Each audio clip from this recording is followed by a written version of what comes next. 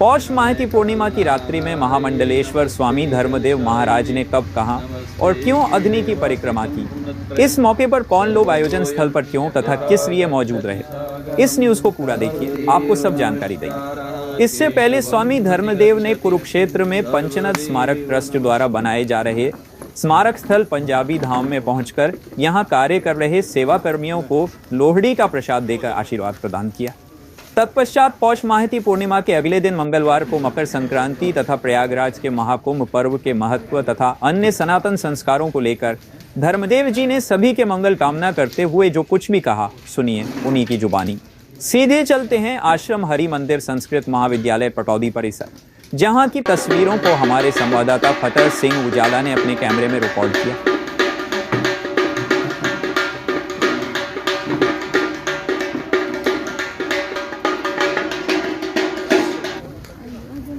मैं चाहूँगा कि भजन जो है, जो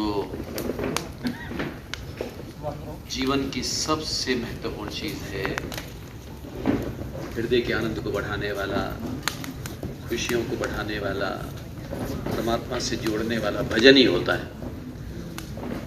तो मैं चाहूँगा कि किसी भी तरफ से पुरुष वर्ग हरि सिमरन हर मेरे मन के सिमरन से सुख मिलते हैं। सिमरन का हो जो घर में नूर, मन चिंता से सदा रहे दूर। सिमरन का हो जो घर में। महीने हमारे होते हैं देसी तिथियों के हिसाब से, अंग्रेजी भी 12 ही होते हैं, लेकिन उनके जनवरी फरवरी, अभी जनवरी चल रहा है ये, लेकिन जो हमारे विक्रमी संवत के हिसाब से उनको देशी भी कहते हैं, उनको भारतीय भी कहते हैं, उनको हिंदू संस्कृति के, सनातन संस्कृति के भी मास कहते हैं, वो भी 12 महीने। और उसमें वर्ष जो है वो चैत्र मास से शुरू होता है। चैत्र का महीना, उसका शुक्ल पक्ष का पहला दिन जो प्रतिपदा होती है, उससे वो हमारा नया संवत शुरू होता है। इस समय 2081 चल रहा है और ईस्वी सन जो है वो 2025 शुरू हुआ है। तो उसके 12 महीने वो ये समझो लगभग मार्च अप्रैल में, मार्च के आखिर में या अप्रैल के प्रथम सप्ताह में हमारा नया संवत आता है, यानी चैत्र का महीना शुरू होता है। उसमें हमारा विक्रमी संवत शुरू होता है और जनवरी ये इन दिनों में होती है जो आज आप देख रहे हैं, जनवरी का महीना चल रहा है, इसमें ईस्वी सन शुरू होता है। तो ये 13 अप्रैल को फिर वैसाखी आती है, नया साल शुरू होता है, वैसाखी का पावन पर्व होता है, गेहूं कटती है। लेकिन मैं कह रहा था कि ये जो लोहड़ी का पावन पर्व है, इसके बाद जब मकर संक्रांति अगला दिन होता है कि ये महीना हमारा 12 राशियां, 12 महीने हैं, 12 राशियां हैं। एक राशि से दूसरी राशि में सूर्य संक्रमण करता है, जिसका नाम संक्रांति है। उसे संग्राम भी बोल देते हैं आमतौर पर भाषा में, आज संग्राम है, पर वो शुद्ध प्रांजल भाषा में संक्रांति संक्रमण किया सूर्य ने, यानी एक राशि को छोड़ करके दूसरी राशि में प्रवेश करता है। तो सूर्य जब कल निकलेगा, कल का सूर्य मकर राशि में प्रवेश करके कल उसके प्रथम दर्शन होंगे, तो उसे मकर संक्रांति बोलते हैं।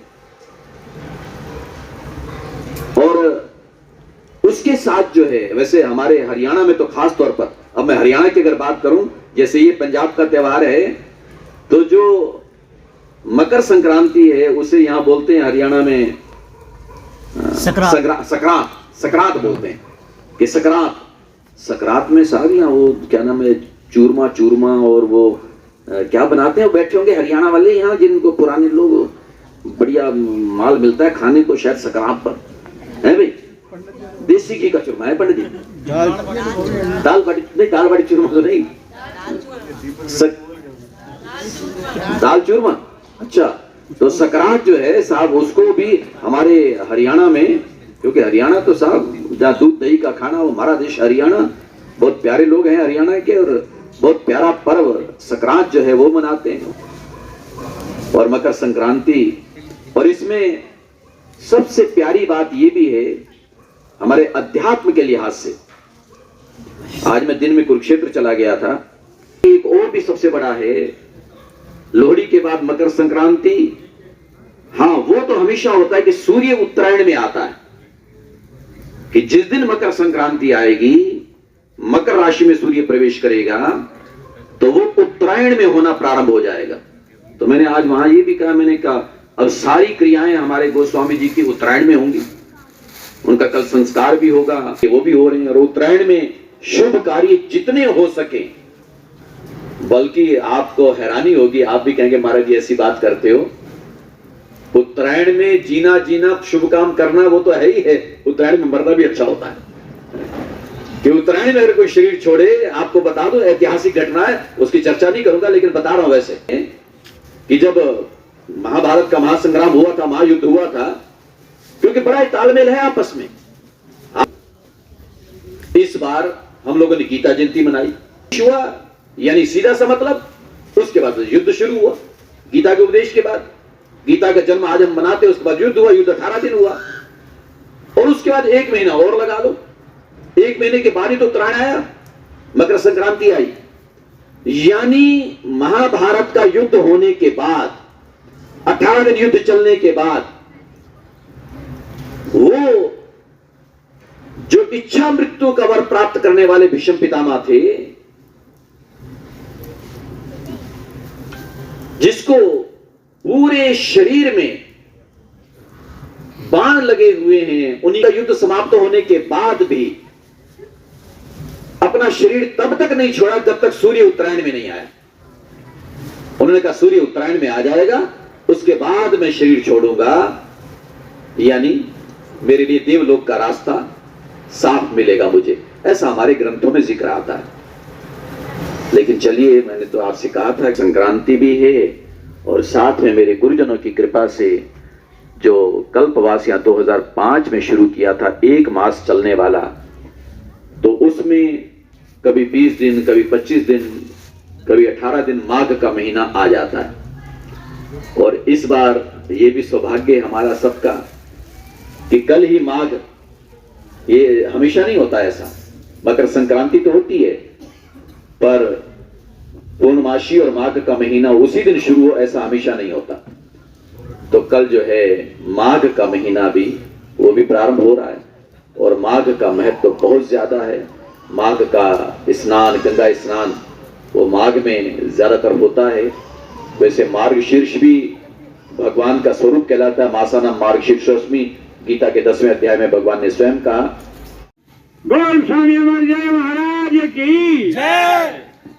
बोल स्वामी कृष्णदेव महाराज की जय। बोल स्वामी रामदेव महाराज की जय। चले राम रघुराई, केवटिया लियो बुलाई, मन चले राम रघुराई, केवटिया लियो बुलाई, चल पार हुए थे राम हरि से, बड़ो हरि को नाम, हरि से बड़ो हरि को नाम। काया माया बादल छाया, मूर्ख मनवा क्यों गरवाया, उड़ जाएगा सांस का पंछी, उड़ जाएगा सांस का पंछी, माया आनी जाने तेरी जो दिन की जिंदगानी। सूचना ये कि जैसे कुंभ का पावन पर्व भी चल रहा है प्रयागराज में, और यहाँ पर भी कल प्रातःकाल से कल्पवास, ये 21वां कल्पवास होगा जो कल प्रारंभ हो रहा है। और ये जो लोहड़ी का पावन पर्व है, ये तो प्रारंभ से आश्रम में चला आ रहा है। जैसे मैं इसको आज उस चीज से घटा के कहूं कि जितनी मेरी माताएं बहनें सज्जन बैठे हैं, लोहड़ी के पावन पर्व की बधाई देते हुए साथ में जिक्र कर रहा हूं कि एक दीपावली का पावन पर्व होता है, सब लोग आप लोग जानते हैं, और एक लक्ष्मी पूजन का होता है। अब अगर मैं किसी से पूछूं कि लक्ष्मी पूजन पहले से चला आ रहा है या दीपावली पहले से चला आ रहा है, कि लक्ष्मी पूजन पहले से चला आ रहा है, और वास्तविकता यही है। क्योंकि जब कभी लोग ये बात करते हैं कि प्रभु श्री राम का आगमन हुआ था अयोध्या में, लंका पर विजय प्राप्त की उन्होंने, रावण पर विजय प्राप्त की, असत्य पर सत्य विजयी हुआ, और उसके बाद अयोध्या लौट करके आए तो उनके अनुज भरत लाल ने, क्योंकि व्यवस्था को भरत जी देख रहे थे कि मेरे राम प्रभु मेरे बड़े भैया, वो बड़े भैया तो खैर बहुत कम कहते थे, उनको अपना ईश्वर मान के ही उनका सम्मान करते थे। इतनी प्यारी परंपरा थी, बल्कि जो आप लोग बैठे हुए हैं, आप में हमारे आदरणीय श्री नंदलाल शास्त्री जी भी आए हुए हैं, पंडित जी हैं, और कुछ लोग हैं जिनकी उम्र 30-40 साल से ऊपर है। उनकी तरफ से तो मैं खास तौर पर कह सकता हूं, छोटों को हो सकता है कि जानकारी ज्यादा ना हो, 30-40 साल से उम्र से ज्यादा वाले लोगों को पता होगा, और मेरी तो 63 साल हो गई है, मेरी उम्र के लोगों को तो अच्छी तरह पता है। मैंने अपनी इन आंखों से देखा हुआ है कि आप जैसे गृहस्थियों के परिवार में 20-30 साल पहले अब भी किसी परिवार में है तो वो धरती पर समझ लो कि देवलोक से आया हुआ परिवार है वो, जो मैं बताना चाह रहा हूं। 30-40 साल पहले हम देखा करते थे कि छोटा भाई बड़े भाई के रोजाना पैर छूता था, रोजाना। अब ये परंपरा कहां कहां है, किस घर में है, वो आप बता सकते हो। छठे चौमासे बात दूसरी है, कोई बाहर गया अंदर आया तो गलती से थोड़ा बहुत कर लिया, और पीछे जाऊं तो अब मैं तो 55 साल पहले का बचपन मुझे खूब याद है, अगर आप चाहो तो। मतलब वो दृश्य मैंने अपनी आंखों से देखा हुआ है कि इतनी बड़ी बड़ी उम्र के, लगभग बराबर के 5-4 साल का, 3-4 साल का ही फर्क होगा छोटे बड़े में, लेकिन क्या मजाल है कि छोटा भाई बाल बच्चेदार होकर के पिट रहा है और बड़े के सामने कुछ बोल दे। होता नहीं था ये। तभी लखन जी, शत्रुघ्न जी आदर्श प्रस्तुत किए उन्होंने कि जिंदगी को, जीवन को जिया कैसे जाता है, क्या होता है भ्रातृ प्रेम, भाई को, छोटा भाई बड़े भाई को किस नजरिए से देखा करता था, वो हमारे लिए प्रेरणा। मैं बात कर रहा था कि आज मेरे बड़े भैया यानी मेरे भगवान, हम सारे भगवान मानते हैं प्रभु श्री राम को, लेकिन मैं बात भरत की कर रहा हूं, भाई की कर रहा हूं कि मेरे भगवान आज अयोध्या आने वाले हैं, तो तब उन्होंने सारी अयोध्या को सजाया था और सारी अयोध्या में दीप लगाए थे और दीपों की कतार लगाई थी, नाम की चीज मनाई गई। तो उससे पहले दीपावली नहीं होती थी, लेकिन लक्ष्मी पूजन पहले से होता था। ये एक संयोग समझो, इसे एक संयोग समझ लो कि लक्ष्मी पूजन का वही दिन था जिस दिन प्रभु श्री राम का आगमन हुआ। तो इसलिए आज भी आप लोग, हम लोग लक्ष्मी पूजन भी करते हैं और दीपावली भी मनाते हैं। वो दिन एक ही था कि घर में, परिवार में छोटा भाई बड़ा भाई क्या व्यवहार होना चाहिए। अब श्री रामचरितमानस की या उसकी चर्चा मुझे करनी नहीं है। उन्होंने जो आदर्श प्रस्तुत किए वो आज पर्व और त्योहार के रूप में देखे जाते हैं। हम जितने त्योहार मनाते हैं ये हमारे बड़ों के, बुजुर्गों के, आदर्श पुरुषों के क्रियाकलाप, जीवनचर्या के दिन होते थे, त्योहार मान करके मनाते। जैसे दीपावली,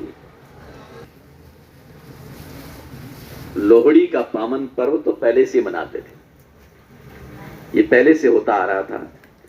लेकिन लोहड़ी के तुरंत बाद कोई कल्पवास शुरू होगा, ये अभी 21 साल पहले हुआ, 20 साल पूरे हो गए पीछे, अब 21वां है। 2005 में पहला था कल्पवास, जिसका संकल्प मन में उठा, और उठा भी मेरे गुरुजनों की प्रेरणा से, उन्हीं की कृपा से। आश्रम के कण कण में हैं मेरे आराध्य, मेरे पूज्य, मेरे परम गुरुदेव। आश्रम हरि मंदिर में वो प्रारंभ से मनाते रहे।